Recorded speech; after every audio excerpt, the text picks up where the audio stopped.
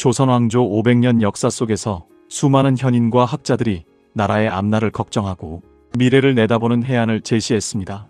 그 중에서도 율곡 이이는 조선의 미래를 꿰뚫어본 선각자로 평가받습니다. 그의 선견지명은 특히 임진왜란 발발 직전 신만양병설이라는 파격적인 주장에서 가장 극명하게 드러납니다. 과연 그는 어떻게 앞날을 예측할 수 있었을까요? 그리고 그의 절박한 외침은 왜 현실이 되지 못하고 결국 비극적인 전쟁으로 이어졌을까요? 오늘은 율곡 이이의 시대를 뛰어넘는 예언과 함께 그의 신만양병설이 좌절될 수밖에 없었던 조선 사회의 복잡한 이면을 깊이 파헤쳐 보겠습니다. 때는 16세기 말, 조선은 겉으로는 평화로워 보였지만 내부적으로는 붕당 정치의 갈등이 심화되고 있었고 외부적으로는 일본의 심상치 않은 움직임이 감지되던 시기였습니다. 동아시아 정세는 매우 불안정했습니다. 중국 대륙의 명나라는 오랜 전쟁과 환관들의 전횡으로 국력이 쇠퇴하고 있었고 만주에서는 여진족의 성장이 심상치 않았습니다. 특히 일본은 도요토미 히데요시의 지휘 아래 전국 시대를 통일하고 막강한 군사력을 축적해 나가고 있었습니다. 수십 년간의 내전을 통해 단련된 일본의 무사들은 정예화되어 있었고 조총이라는 신무기로 무장하고 있었습니다. 이러한 변화의 흐름을 가장 먼저 감지하고 위기를 경고했던 인물이 바로 율곡 이이였습니다. 그는 선조 13년인 1580년에 임금에게 올린 동호문답이라는 상소문에서 일본의 침략 가능성을 구체적으로 언급하며 국가적 대비책을 촉구했습니다. 이 상소문은 단순한 경고를 넘어 조선이 처한 국제 정세와 내부 상황을 면밀히 분석한 통찰력 있는 보고서와 같았습니다. 그는 당시 조선의 현실을 직시하며 이미 오랫동안 평화에 안주해 군비 태세가 매우 취약하다는 점을 지적했습니다. 건국 이후 200여 년간 큰 전쟁을 겪지 않았던 조선은 군사적 긴장감이 크게 이완되어 있었습니다. 병사들은 훈련을 게을리하고 있었고 군역은 일반 백성들에게 큰 부담으로 작용하여 기피하는 대상이 되어 있었습니다. 심지어 군포를 내고 군역을 면제받는 풍조까지 만연해 병역의 의무가 제대로 지켜지지 않는 경우가 많았습니다. 무기는 창고에 쌓여 녹슬어 있었으며 오랜 기간 제대로 관리되지 않아 제 기능을 하기 어려운 상태였습니다. 전국 각지에 건설되었던 성곽은 보수되지 않아 허물어져가는 상황이었고 방어시설로서의 역할을 제대로 수행하기 어려웠습니다. 율곡은 이러한 상황을 그대로 방치한다면 일본의 침략이 현실화될 경우 조선이 큰 어려움에 처할 것이라고 단호하게 경고했습니다. 그는 일본이 단순히 해적질이나 약탈에 그치지 않고 대규모 침략을 감행할 수 있음을 정확히 꿰뚫어 보았습니다. 단순히 경고에 그치지 않고 그는 구체적인 해결책까지 제시했습니다. 그것이 바로 그 유명한 신만양병설입니다. 그는 평시에도 정예 병력 10만 명을 양성하여 국방력을 강화해야 한다고 주장했습니다. 이 10만 명의 병력은 단순히 병사 수를 늘리는 것을 넘어 체계적인 훈련과 최신 무기로 무장한 정예 부대를 의미했습니다.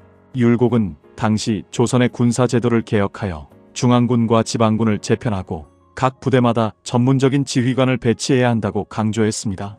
또한 단순한 보병을 넘어 기병, 궁병, 그리고 심지어는 조총을 다루는 부대까지 양성하여 일본의 침략에 효과적으로 대응할 수 있도록 준비해야 한다고 주장했습니다. 그는 이 병사들을 훈련시키고 유지하기 위한 재원 마련 방안까지 고민했습니다. 그는 국가 재정을 효율적으로 운용하고 불필요한 지출을 줄이며 토지 제도를 개혁하여 군량미를 확보해야 한다고 역설했습니다. 특히 그의 재원 마련 방안에는 농업 생산성 증대를 통한 세수 확보, 광산 개발을 통한 수익 창출, 그리고 당시 문제가 되고 있던 대토지 소유자들의 세금 회피를 막는 방안까지 포함되어 있었습니다. 그의 주장은 당시로서는 매우 혁신적이고 파격적인 것이었습니다.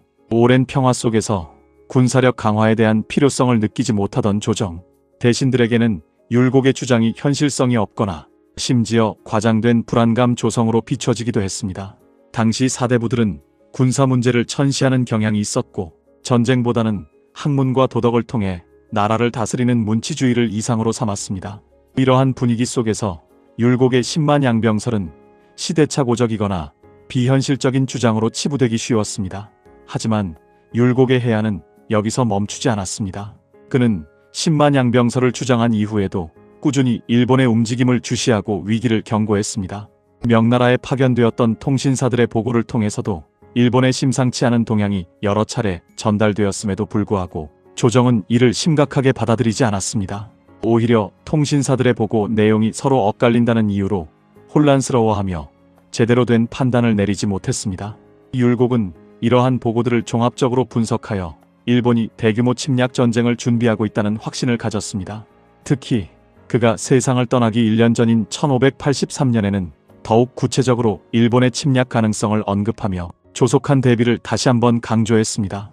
그의 마지막 상소에서도 일본의 침략에 대한 위기감은 매우 강하게 드러났습니다. 그는 일본이 임진년에 반드시 쳐들어올 것이라고 예측했으며 이는 단순한 추측이 아닌 당시 동아시아 정세에 대한 깊이 있는 분석과 통찰에서 비롯된 것이었습니다. 일본의 도요토미 히데요시가 조선 침략을 준비하고 있다는 여러 징후들이 있었지만 조선 조정은 이를 심각하게 받아들이지 않았습니다. 심지어 일본 사신이 와서 조선의 길을 빌려 명나라를 치겠다는 무례한 요구를 했을 때조차도 조정 대신들은 그들의 진정한 의도를 파악하지 못하고 그저 무시하거나 외교적인 수사로 치부하는 경향이 있었습니다. 율곡은 이러한 조정의 안일함을 비판하며 지금 당장 대비하지 않으면 돌이킬 수 없는 후회를 하게 될 것이라고 경고했습니다. 그의 예측은 불과 9년 뒤인 1592년 임진왜란이라는 비극적인 현실로 나타나고 말았습니다. 율곡 이이의 우려대로 조선은 준비되지 않은 상태에서 대규모 외침을 맞이하게 되었고 그 결과는 참혹했습니다. 그렇다면 율곡 이이의 이처럼 명확하고 절박했던 예언은 왜 실현되지 못했을까요? 그의 10만 양병설은 왜 조정의 전폭적인 지지를 받지 못하고 결국 좌절되었을까요? 여기에는 여러 가지 복합적인 요인들이 작용했습니다. 첫째는 당시 조선 사회의 지배적인 분위기였습니다. 조선은 건국 이후 약 200년 가까이 큰 전쟁 없이 평화를 누려왔습니다. 이러한 장기간의 평화는 백성들에게는 안정감을 주었지만 동시에 위기의식을 무디게 만드는 결과를 초래했습니다. 병자호란이나 임진왜란과 같은 큰 외침을 겪은 후대와는 달리 당시 사람들에게 전쟁은 먼 과거의 일처럼 느껴졌습니다. 당대 사대부들은 대체로 전쟁에 대한 경험이 부족했고 문치주의를 숭상하는 분위기 속에서 군사적인 문제보다는 학문과 예절, 그리고 내부적인 정치 논쟁에 더 많은 관심을 기울였습니다. 유교적 이상 사회를 추구했던 조선의 지배층은 무력을 통한 해결보다는 도덕과 외교를 통한 평화 유지를 더 중요하게 여겼습니다. 따라서 율곡의 10만 양병설은 평화로운 시대에 불필요한 군비 확장이며 국가 재정을 낭비하는 무모한 주장으로 받아들여졌던 것입니다. 오히려 대규모 군사를 양성하는 것이 내부적인 반란이나 백성들의 동요를 일으킬 수 있다고 우려하는 목소리도 있었습니다.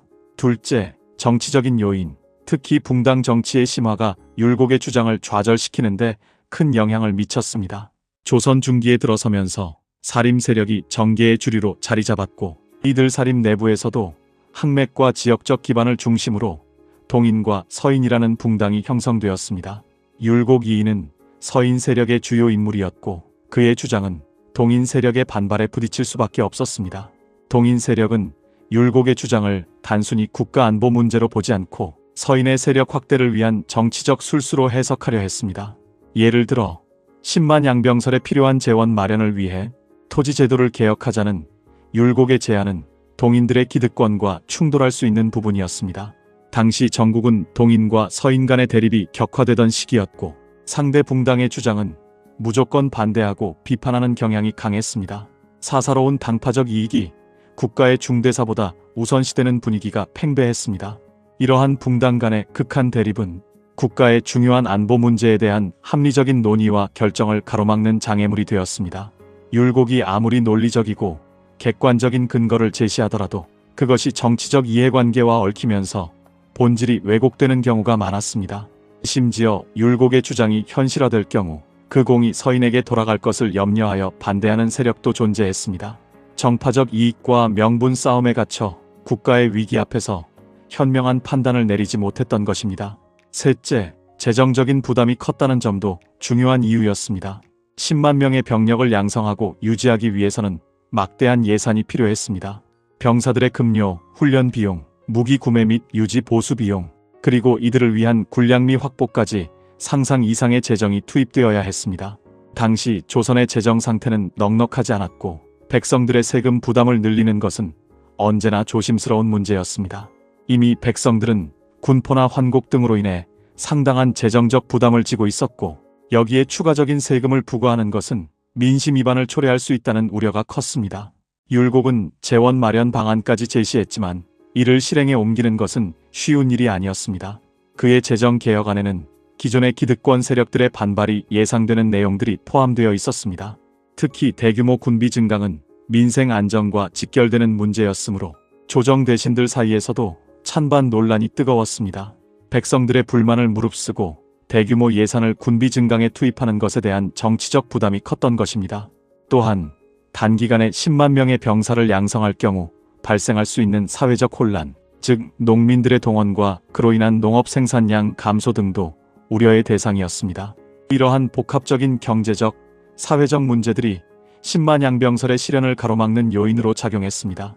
넷째, 율곡 2위가 너무 일찍 세상을 떠났다는 점도 안타까운 부분입니다.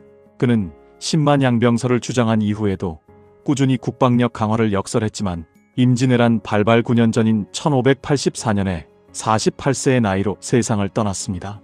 율곡 2위는 1536년에 태어나 어려서부터 비범한 재능을 보이며 13세에 진사시에 합격하고 9차례나 장원급제하여 구도장 원공이라는 별명을 얻을 정도로 뛰어난 학자이자 관료였습니다. 그는 학문적 능력뿐만 아니라 현실 문제에 대한 깊은 통찰력과 개혁 의지를 지닌 인물이었습니다. 하지만 그의 강력한 개혁 의지와 비판 정신은 조정 내에서 많은 반대 세력을 만들기도 했습니다. 만약 그가 조금 더 오래 살아서 일본의 침략 징후가 더욱 명확해지는 시점까지 생존했더라면 그의 주장에 더 많은 사람들이 귀 기울였을지도 모릅니다. 그의 부재는 10만 양병설이 현실화될 수 있는 중요한 동력을 잃게 만들었습니다. 그의 죽음 이후 조정에서는 율곡의 강력한 영향력을 대신할 만한 인물이 없었고 10만 양병설은 점차 잊혀져 갔습니다. 그의 죽음은 단순히 한 인물의 사망을 넘어 조선이 다가오는 위기에 대한 대비를 할 수 있는 마지막 기회를 놓치게 되는 결정적인 계기가 되었습니다. 그가 살아있었다면 일본의 동태를 더욱 면밀히 살피고 조정 대신들을 설득하여 군사력 강화를 이끌어낼 수 있는 구심점 역할을 했을 것입니다. 이러한 복합적인 요인들로 인해 율곡 2위의 10만 양병설은 결국 현실이 되지 못했습니다. 그리고 그의 예언처럼 조선은 임진왜란이라는 참혹한 전쟁을 맞이하게 됩니다. 1592년 4월 일본군은 부산을 통해 침략하여 파죽지세로 북상했습니다.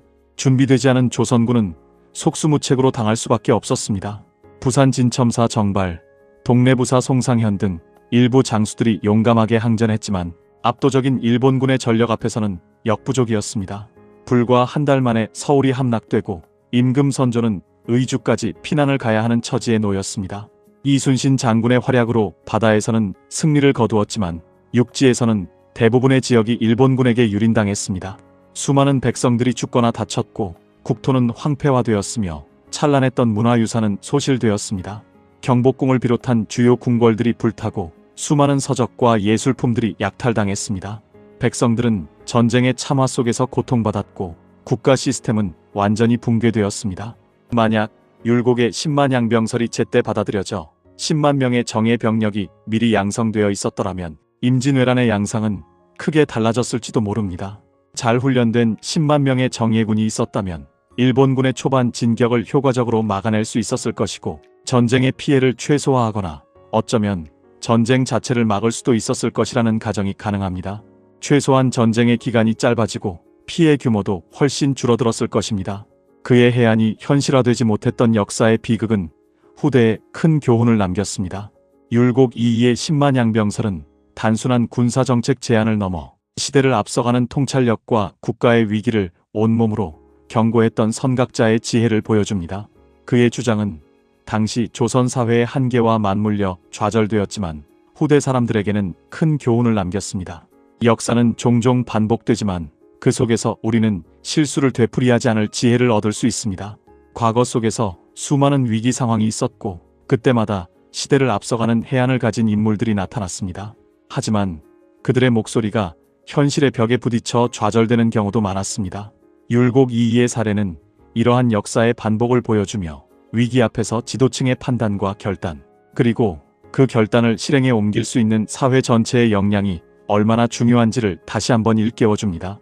개인의 뛰어난 통찰력만으로는 부족하며 그것을 이해하고 지지하며 실현할 수 있는 사회적 합의와 정치적 의지가 뒷받침되어야 한다는 점을 명확히 보여주는 사례입니다. 오늘날에도 우리는 다양한 형태의 위협에 직면하고 있습니다.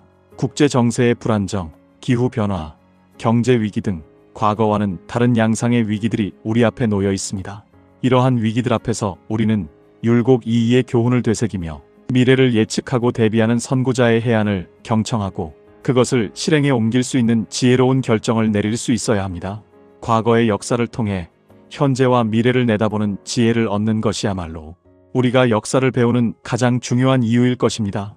역사를 통해 배우지 못하면 역사는 반복된다는 진리를 율곡 이이의 10만양병설은 우리에게 생생하게 증언하고 있습니다. 율곡 이이의 10만양병설, 여러분은 이 역사적 사실에서 어떤 교훈을 얻으셨나요? 여러분의 생각을 댓글로 남겨주세요.